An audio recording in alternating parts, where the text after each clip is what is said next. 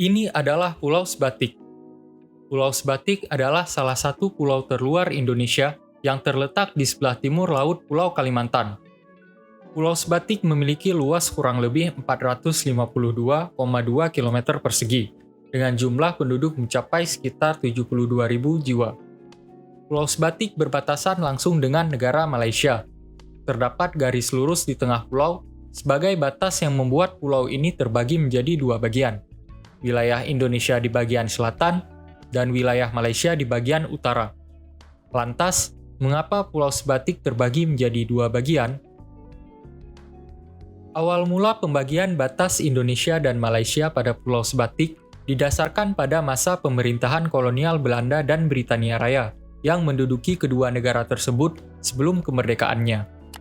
Penetapan perbatasan seluruh wilayah Indonesia dan Malaysia berawal dari perjanjian pada tahun 1824 antara Belanda dan Britania Raya.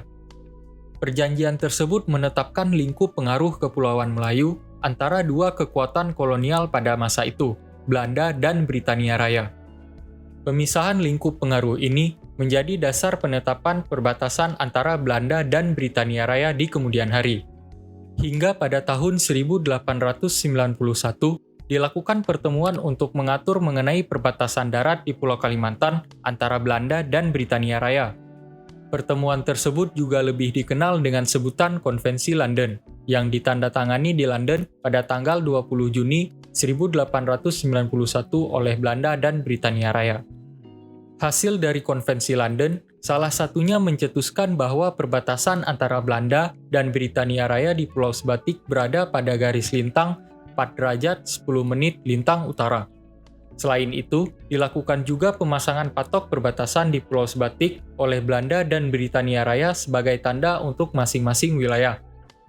Berdasarkan prinsip Iuti Possidetis Juris, perjanjian dan sejumlah kesepakatan pada masa kolonial akhirnya diadopsi oleh Indonesia dan Malaysia sebagai penerus pemerintahan Belanda dan Britania Raya. Hal inilah yang menjadi sebab Pulau Sebatik terbagi menjadi dua bagian seperti yang kita ketahui saat ini. Pada masa sekarang ini, perbatasan Indonesia dan Malaysia di Pulau Sebatik nyatanya tidak sesederhana itu. Garis perbatasan pada Pulau Sebatik masih menjadi perundingan antar kedua negara hingga saat ini. Hal ini dikarenakan perbedaan koordinat pada garis perbatasan yang ditentukan dengan menggunakan teknologi pemetaan masa dulu dan saat ini. Terlebih lagi, patok perbatasan yang dipasang oleh Belanda dan Britania Raya, beberapa di antaranya sudah hilang. Pertanyaannya, bagaimana bisa teknologi pemetaan masa dulu dan saat ini dapat menghasilkan koordinat yang berbeda? Mungkin akan kita bahas pada video lainnya. Terima kasih sudah menonton video ini. Jika kalian punya pertanyaan dan pendapat lainnya, silahkan tinggalkan di kolom komentar. Jangan lupa like, share, dan subscribe untuk video-video lainnya.